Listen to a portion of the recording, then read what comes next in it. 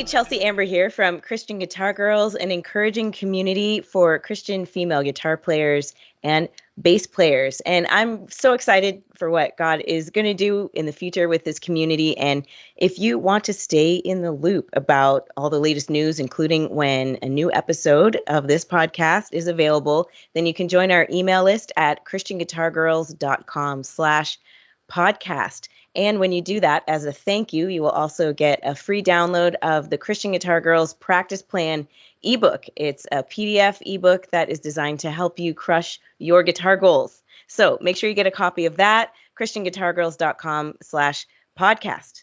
Now, for today's episode, we get to hang out with my friend, my dear friend. I love her so much, Jaylene Johnson. She is a songwriter. Hello. She is a songwriter and an artist/songwriting coach with over 2 decades of experience in the Canadian music industry. And she is now the vice president of the Gospel Music Association of Canada. And she leverages her creative skills and experience combined with background in education as a coach, helping artists and songwriters to hone their skills, get unstuck, and find positive ways forward with their songs and their careers. So hello, Jaylene. Welcome to the podcast. It is great to be here. It's always awesome to talk to you, Chelsea. Oh, thank you. So we are pretending that we are 2 friends across the coffee table at a coffee shop, although we are about half a country away from each other. You're based in Winnipeg and I'm here in British Columbia. So what are you drinking? I have a lovely Pepsi Zero here, just to give me a little pick-me-up before I head into that supper and bedtime hour with my kids. Yes. Well, today I've got my my green tea. I'm a big green tea lover, so that seems to be my go-to. I feel like a lot of these podcasts, that's what I'm drinking. Awesome. So, Christian Guitar Girls, it's a Christian Guitar Girls podcast. You do play guitar, and I'm curious, when did you start playing guitar? Let me see. I started playing guitar actually when I started writing songs more seriously, as a way to, I guess, inspire other ideas. I'd been to a songwriting workshop, and one of the suggestions had been to try a different instrument. So I was a singer and a piano player, and I decided to pick up a guitar and learn some chords. I never really had formal lessons, and my guitar playing definitely still suffers as a result. But I did pick up a few lessons just before I wrote my Potter and Clay album, and, learned a few other things.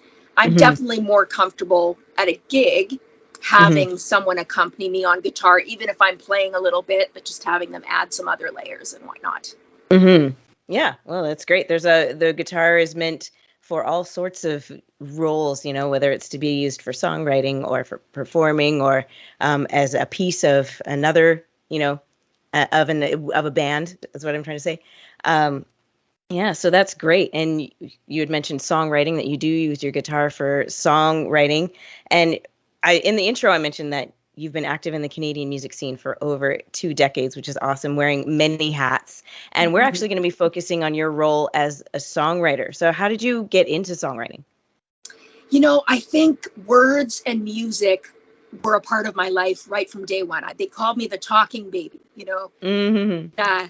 and then music, always singing, or even my parents. I was very lucky to be in music lessons, but I didn't really marry the two until I was a little bit more grown up. I think I wrote one song when I was 10 or 11 that I performed in church, and then I was in a rock band, and I'd present some songs, in high school to the guys in the rock band, and they were young guys and not too affirming of, me as a songwriter. I'm sorry. Oh, no, that's fine.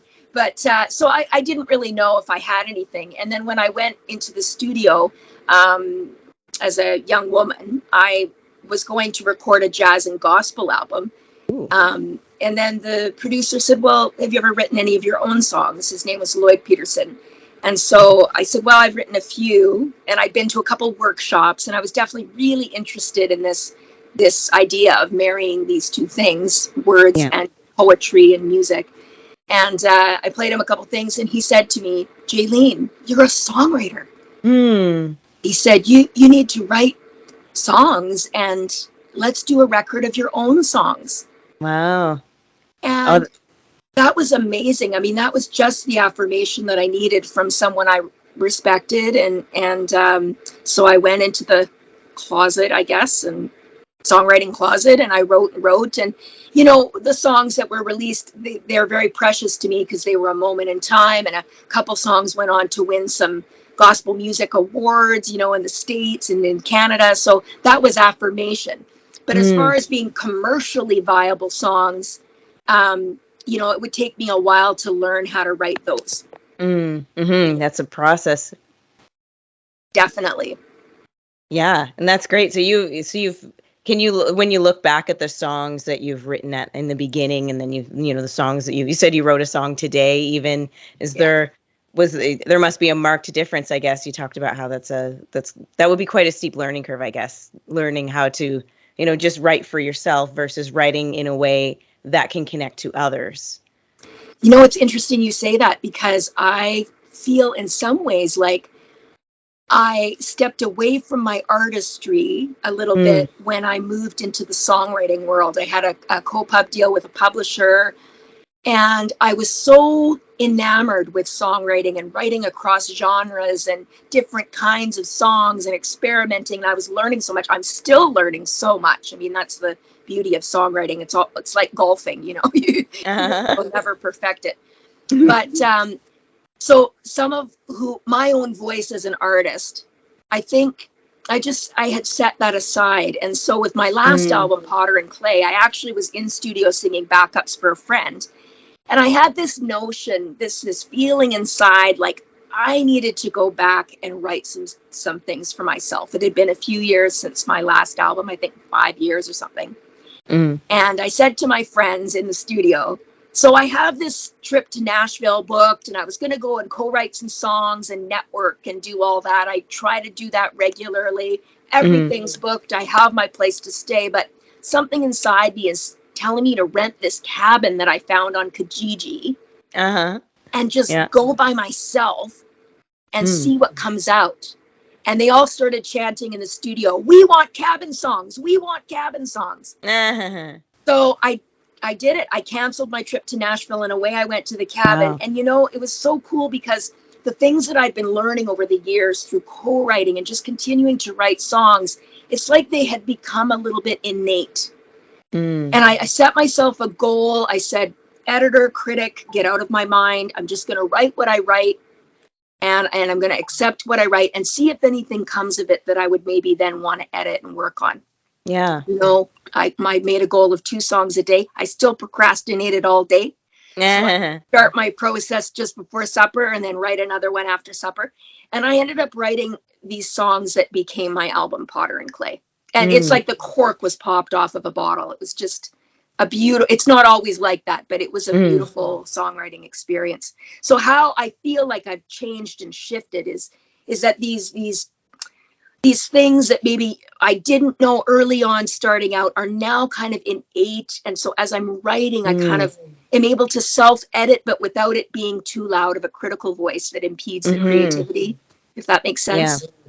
Yeah, that's awesome. I find that so hard, though, sometimes to just to you know, tell that inner critic, that little editor, you know, to go away, take a hike. And there is a spot for this, my inner critic, but not in the initial draft. I heard someone say, give yourself permission to write a bad song, and I loved that advice, because if you have this pressure that, oh, it has to be good, then, you know, it's a paralysis of analysis, I guess, what they call it. It just, for me, it stops me. I feel like, and I feel like if I am writing by myself, I can almost write better than when I'm with someone else, because I can let the ideas flow a little bit more freely. Whereas the inner critic seems to be a little bit louder when I'm in a room co-writing with somebody. Yeah, well, of course, you know, because there's the interpersonal dynamic, and you know, some of the professional songwriters that I've had the good fortune to work with, there's a similar personality trait in that most of them tend to be, and myself included, tend to be very open individuals, open with our emotions, open with our experiences. And often when I'm working with writers and they might be struggling with a lyric, the conversation goes to, what is it that you really want to say? Because that's going to get to the heart of your song, and probably the heart of your chorus. It might even get to the title. Because once you can figure out that concept on an emotional level, on a conceptual level, what is the message? What is it you really want to say? Then it's a little bit easier to decide, hey, maybe this line isn't for this song, or, maybe we need to relook at this verse because it's not really delivering on the thing that I want to say.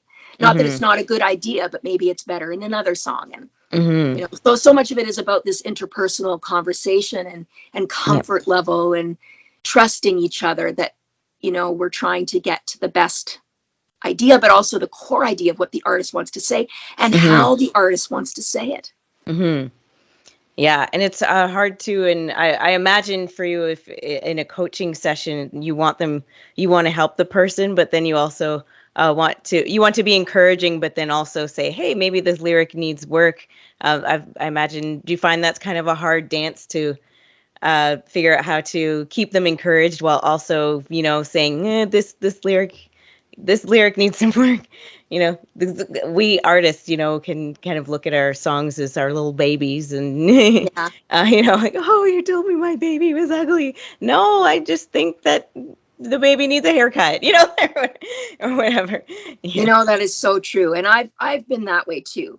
I would say a journey for me is learning how to be a little less direct, because I can be quite direct and get very intense and passionate about a lyric or a song, and it can feel overwhelming, especially for some personalities. And so I've had the gift of some feedback in that area, and it's something that I work on because my heart is to encourage. And I also think there is a balance to be struck between finding a way to move a song forward in a way that's going to connect really well emotionally, but also drawing out the artist's unique voice and their unique way that they can say it, because that is what's also cool to people, is hearing something that is unique and that's not just a cookie cutter of everything else. And honestly, if the artist doesn't feel comfortable singing it or doesn't feel comfortable with the words, they're not going to sing it. They're not going to record it. So,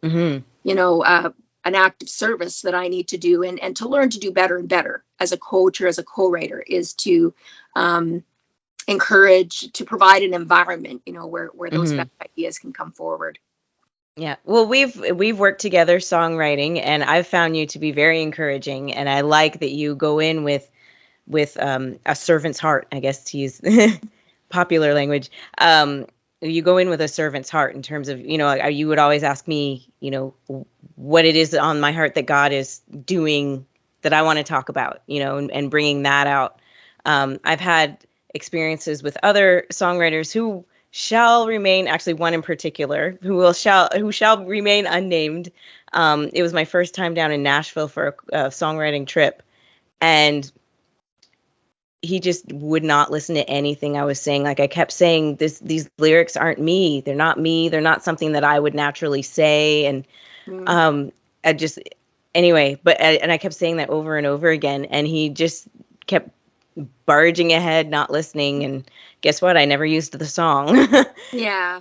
So I love that you go into it with a servant's heart for the artist in terms of wanting to bring the best out of them rather than, my experience with this other particular songwriter. And this, that songwriter, he's very talented. He's written with other people. He's had a lot of success. So I wish him well. There's no hard feelings. It's just, I just found we weren't seeing eye to eye. So I appreciated working with you and seeing, like, oh, wow, she really does want to see what God is doing, what God has laid on my heart, and help me serve that up. So thank you for. Oh, well, Chelsea, you bring so much to the table. You make a co-writer's job easy. And honestly, this aspect of my person is something I'm learning still. It's definitely the posture that I want to have is the posture of a servant. Mm-hmm. You know, I have lost my ability to sing. You know, it's a story people can read about on my website. I've been very public about it. Mm-hmm. And so now I find myself in this support role. Mm-hmm. And there's an opportunity here. So I need to posture myself.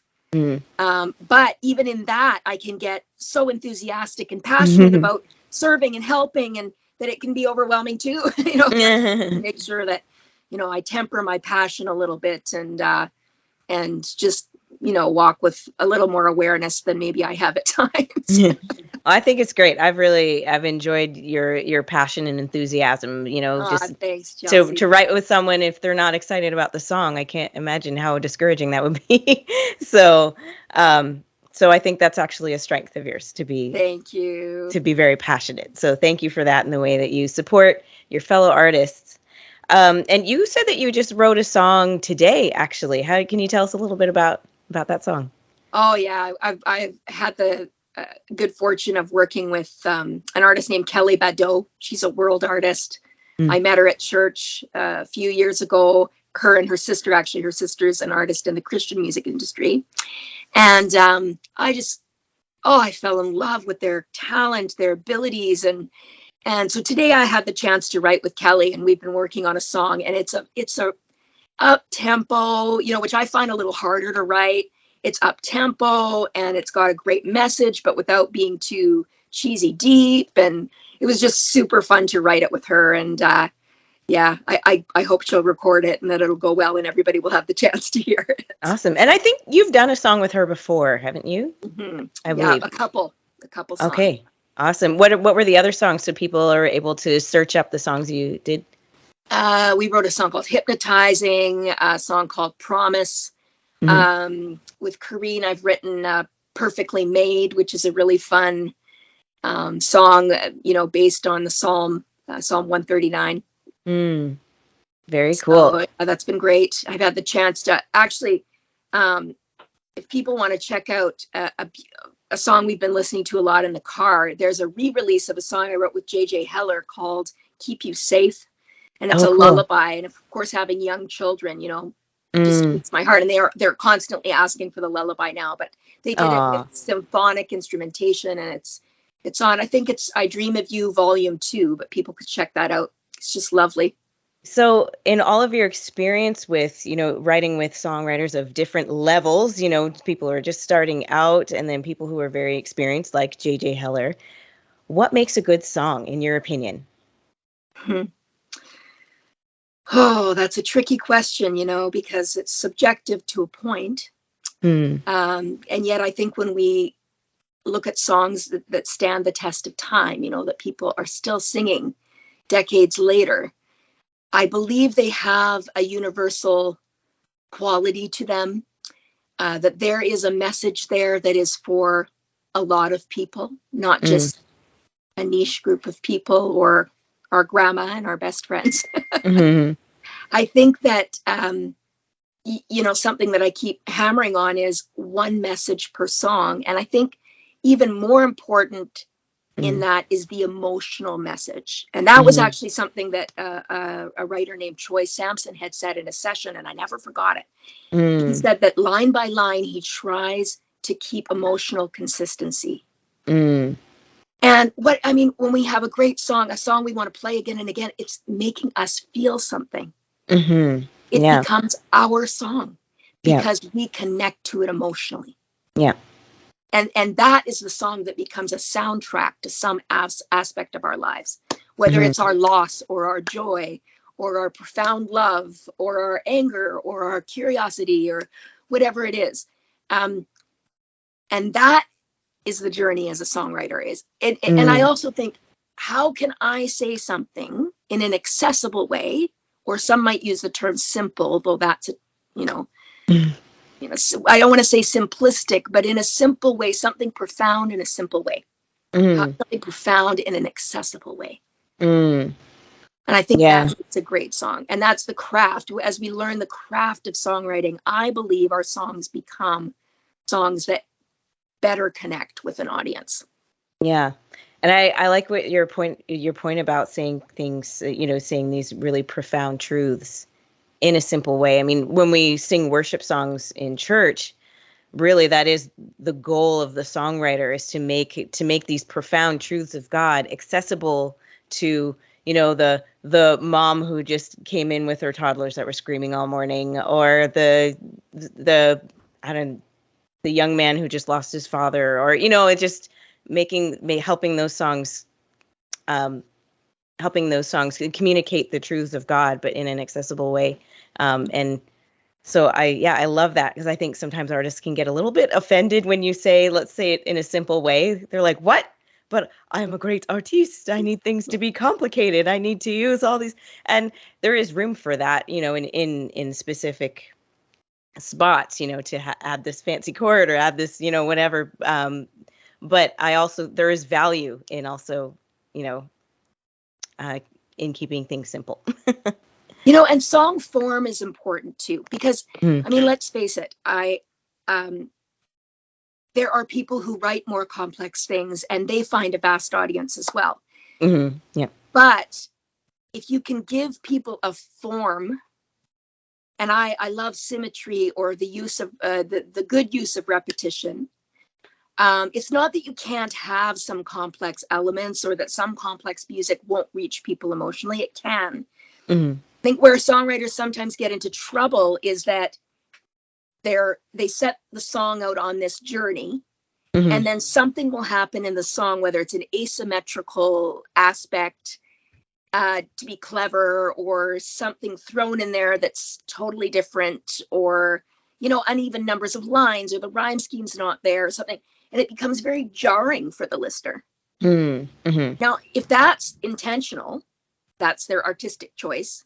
But sometimes I just think that's a novice error, Mm-hmm. And so I do wonder, even in the more complex things, there's still form of some sort. There's still something, a motif even, or some emotional consistency there.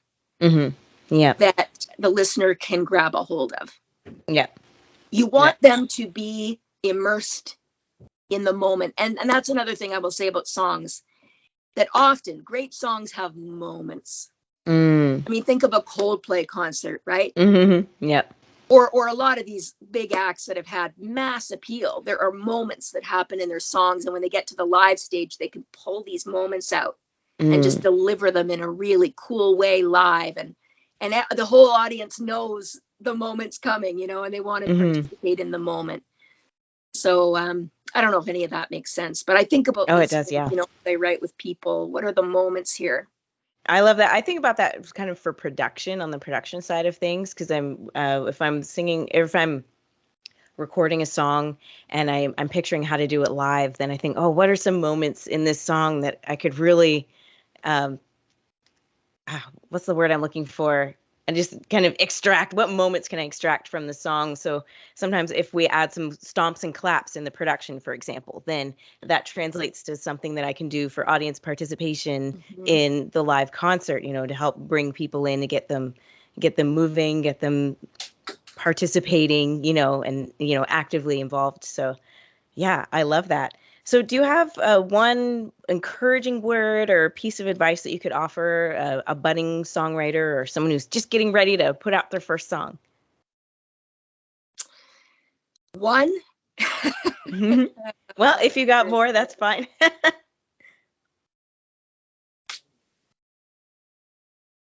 Well, I wish that I had seen early on more of the big picture and the long game. Mm-hmm. And I wish that I had understood more about relationships and collaboration in music early on. And I also think that there's an aspect of objectivity that's needed to temper our artist sensibilities. And yes, by all means, to be artists and to have an artistic voice and artistic direction, and to be strong in that is good. But I also think that there's a level of objectivity that we need to be able to step back and say, if we are wanting to connect, i.e. we want to record, we want people to add our songs to playlists, we want to do live shows, to be able to step back and say, is this really connecting? And if Mm-hmm. it's not, why not? Mm-hmm. If it's not, am I okay with that? Mm-hmm. And maybe I am. Or is there an opportunity maybe here to grow and to learn and move on? Yeah. And to be objective requires the absence of ego. Takes And some sometimes, humility. oh, it does. And sometimes ego is just a mask for our deep fear. Mm. You know, it's like that musician that comes into the studio session and has to play every single lick that they know, Mm. where when you play with the more seasoned player, they play just in the right spots, just the Yeah. perfect thing. And Mm-hmm. they don't need to overplay because they have nothing to prove.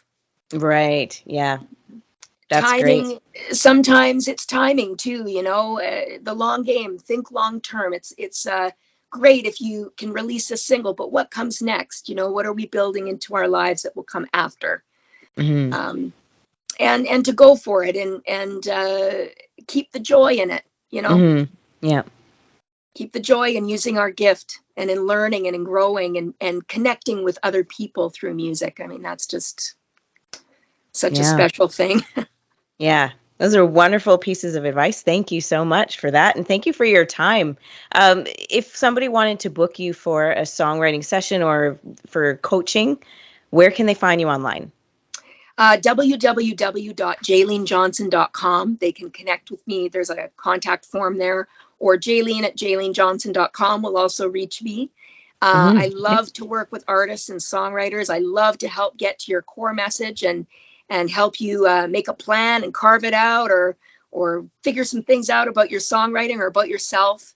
Mm-hmm. Um, and I also coach with Worship Arts Canada. People could find me on there. There's a bunch of coaches that do various things through John Buller's initiative, Worship Arts Canada. So you could find me Okay. there. So I will leave links in the description so that people can find you, find Worship Arts Canada. And thank you so much for sharing about songwriting. It was great to hear your perspective, as a seasoned songwriter with experience with co-writers of, all stages of their career. So, to our listeners, thank you so much for tuning in. If you enjoyed this chat, there are many more to come. So, make sure you hit the follow or subscribe button on YouTube or whatever platform you're using to listen to this podcast. And don't forget to join the Christian Guitar Girls email list at christianguitargirls.com/podcast. All right, so that is it for today. Thank you so much for tuning in. I will catch you in the next episode. And until then, happy strumming. And thank you, Chelsea. I just love what you're doing here. Aw, thanks, Jaylene. Bye, everybody. Bye.